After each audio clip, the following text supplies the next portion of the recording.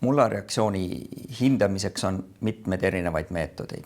Üks võimalus on tõesti vaadata, et looduslikes tingimustes, millised taimekooslused on sinna peale kujunenud ja mõned taimed on väga selgelt tunnuslikud kas siis neutraalsetele tingimustele või happelisematele tingimustele. Teine võimalus on siis hinnata selle järgi, kui sa tead seda mulla koostist ülevalt alla ja milline on tema lähtekivimite omadused ja seal me hindasimegi, kas seal kaltsium ja magneesiumi ühendeid võiks siis loomuomaselt olla. Aga edasi me jõuame nende meetoditeni, millega on siis võimalik konkreetsemalt määrata mulla pH väärtust. Üks selline teatud üldistav, mitte väga suure täpsusega meetod kasutatakse mulla jaoks välja töötatud universaalindikaatori lahust.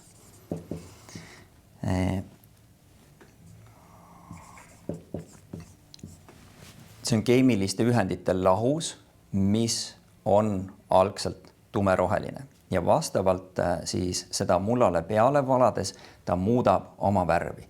Et see on analoogne nagu kooli keemiatunnis testiti mullareaktsiooni lakmuspaberitega.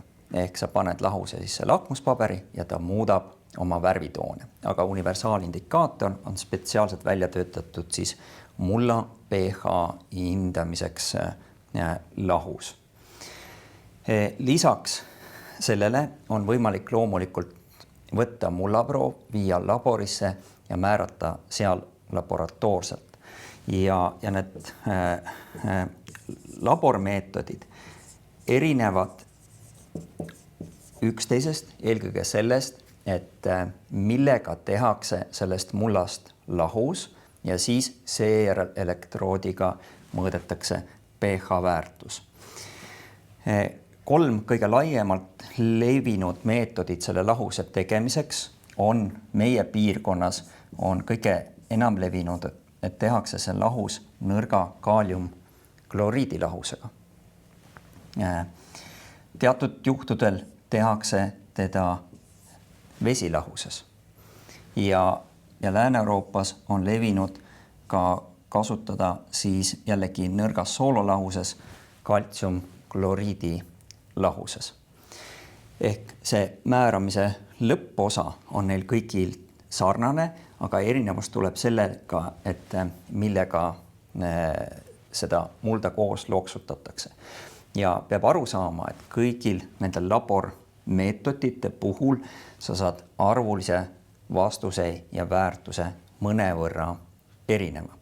Ja üldiselt on see, et kaaliumkloriidi lahusest määratuna, mis on Eestis kõige tavapärasem meetod, sa saad arvuliselt väiksema väärtuse.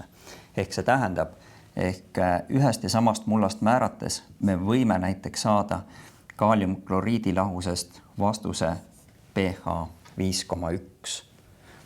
Samast mullast määrates vesilahusest määratuna 6,1 ja näiteks kaltsiumkloriidi lahuses määratuna 5,3. Ja väga oluline ongi teada, et mis meetodiga sinu mullast on määratud, siis sa oskad neid numbreid õigesti tõlgendada.